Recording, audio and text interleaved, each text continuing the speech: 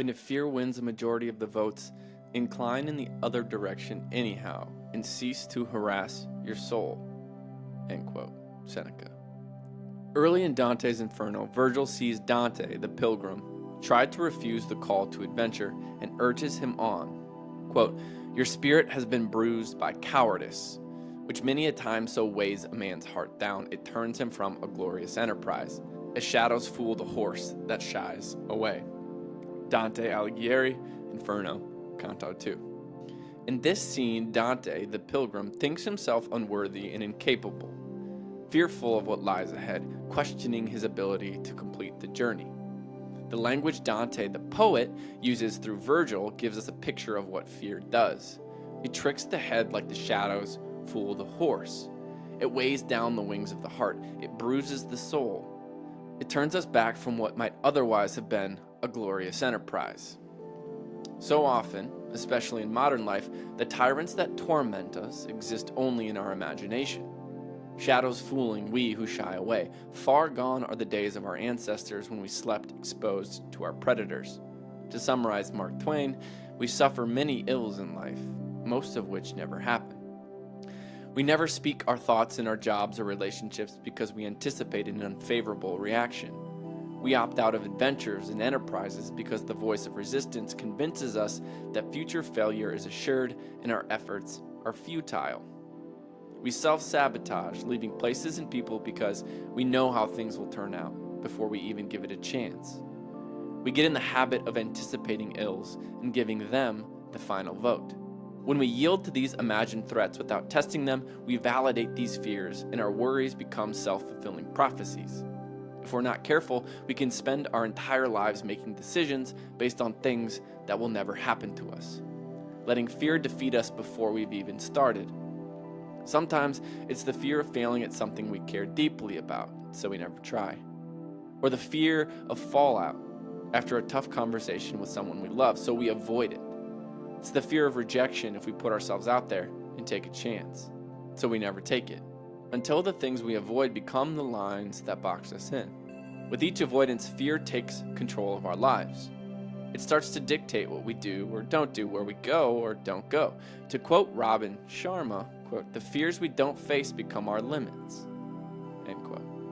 Fear fragments our potential and disintegrates our being, leaving our spirit as scattered shards.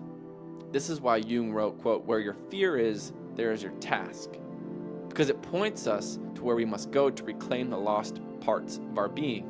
Seneca speaks to this tyranny of the imaginary fears in his letters to Lucilius, quote, "There are more things, Lucilius, likely to frighten us than there are to crush us. We suffer more in imagination than in reality. What I advise you to do is this, not to be unhappy before the crisis comes, since it may be that the dangers before, which you paled as if they were threatening you, will never come upon you. They certainly have not yet come. Accordingly, some things torment us more than they ought, some torment us before they ought, and some torment us when they ought not to torment us at all. We are in the habit of exaggerating or imagining or anticipating sorrow." End quote. Seneca, Letters to Lucilius, Letter 13, on groundless fears. How should we approach our fears, knowing that many are imagined? Seneca gives us a few questions to ask ourselves and then offers a prescription. Quote, "Is there any evil involved, or is it merely a matter of ill report, rather than an evil? Put the question voluntarily to yourself. Am I tormented without sufficient reason? Am I morose? And do I convert what is not an evil into what is an evil?" You may retort with the question, how am I to know whether my sufferings are real or imaginary? Here is the rule for such matters. We are tormented either by things present, or by things to come, or by both. As to things present, the decision is easy. Suppose that your person enjoys freedom and health, and that you do not suffer from any external injury. As to what might happen in the future, we shall see it later on. Today, there is nothing wrong with it. But you say, something will happen to it. First of all, consider whether your proofs of future trouble are sure. For it is more often the case that we are troubled by our apprehensions, and that we are mocked by that mocker, rumor, which is wont to settle wars, but much more often settles individuals. Yes, my dear Lucilius, we agree too quickly with what people say. We do not put to the test those things which cause our fear. We do not examine into them. We blench and retreat just like soldiers who are forced to abandon their camp because of a dust cloud raised by stampeding cattle, or are thrown into a panic by the spreading of some unauthenticated rumor. And somehow or other it is idle report that disturbs us most, for truth has its own definite boundaries. But that which arises from uncertainty is delivered over to the guesswork and the irresponsible license of a frightened mind. This is why no fear is so ruinous and so uncontrollable as panic fear. For other fears are groundless, but this fear is witless.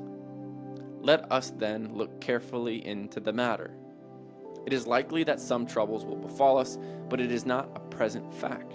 How often has the unexpected happened? How often has the expected never come to pass?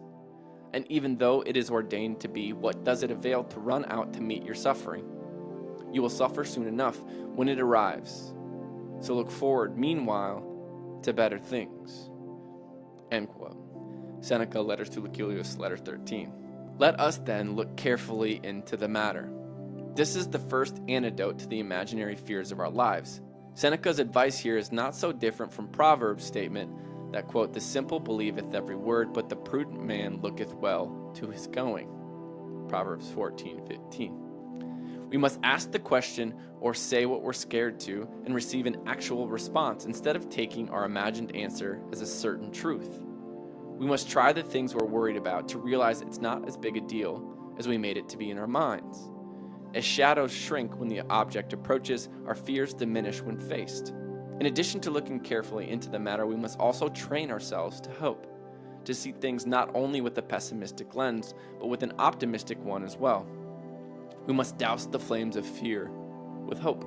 Quote, there will be many happenings meanwhile which will serve to postpone or end or pass on to another person the trials which are near or even in your presence. A fire has opened the way to flight. Men have been let down softly by a catastrophe.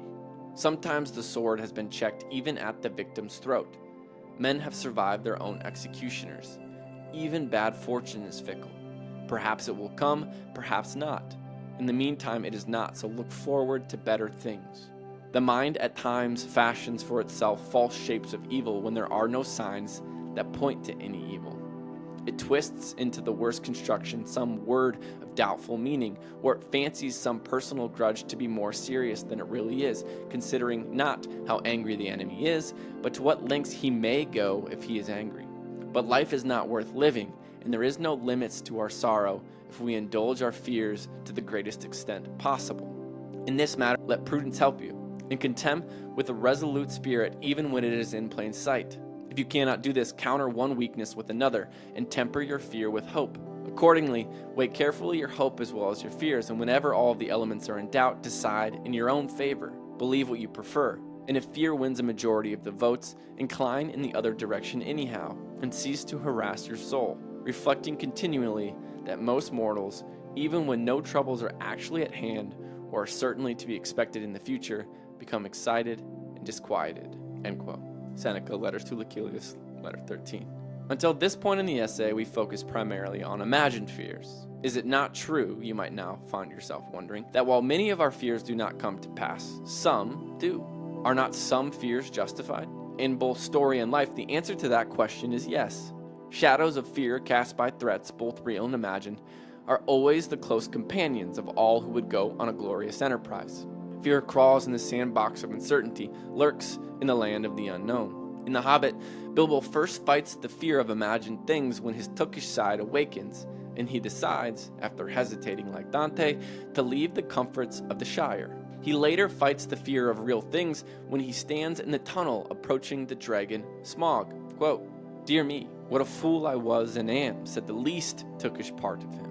"I have absolutely no use for dragon-guarded treasures, and the whole lot could stay here forever and ever if only I could wake up and find this beastly tunnel was my own front hall at home." He did not wake, of course, but went still on, till all signs of the door behind had faded. He was altogether alone. Soon he thought it was beginning to feel warm. "Is that a kind of glow I seem to see coming right ahead down there?" he thought.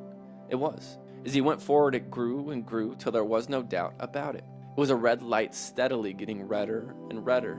Also, it was now undoubtedly hot in the tunnel. Wisps of vapor floated up and past him, and he began to sweat. A A sound too began to throb in his ears, a sort of bubbling, like the noise of a large pot galloping on the fire, mixed with the rumble as of a gigantic tomcat purring. This grew to the unmistakable, gurgling noise of some vast animal snoring in its sleep down there in the red glow in front of him. It was at this point that Bilbo stopped. Going on from there was the bravest thing he ever did. The tremendous things that happened afterwards were as nothing compared to it. He fought the real battle in the tunnel alone, before he ever saw the vast danger that lie in wait. Tolkien, The Hobbit. If Bilbo decided to turn back and let fear win, there may have been the momentary comfort of avoiding a potentially fatal confrontation with the dragon. But then what? His story would have gone from one of triumph to one of tragedy. He would have gone home, and the cost of his decision to be dissuaded by fear would have grown. Holding the memory of his cowardice, his spirit would have grown consistently more restless, just as the threat of smog would have swelled until his fires were ready to consume all. These are the consequences of the fear unconfronted. Quote, "The spirit of evil is fear, negation, the adversary who opposes life in its struggle for eternal duration and thwarts every great deed, who infuses into the body the poison of weakness and age through the treacherous bite of the serpent. He is the spirit of regression who threatens us with dissolution and extinction. For the hero, fear is a challenge and a task, because only boldness can deliver from fear. And if the risk is not taken, the meaning of life is somehow violated, and the whole future is condemned to hopeless staleness." Carl Jung, Symbols of Transformation. Against every instinct, Bilbo does not decide to turn back, and his boldness delivers him from fear. This is why he is one of the heroes of The Hobbit, and why we would do well to follow his example. His decision to continue in the face of an actual, rather than a perceived, threat is a decision we must make many times in our lives if we want to become the heroes of our own stories. In myth, the hero shows how, even if our fears are more real than imaginary, our response remains the same: confront them. We see this advice encoded in the myth of Perseus, with his slaying of Medusa, the embodiment of fear.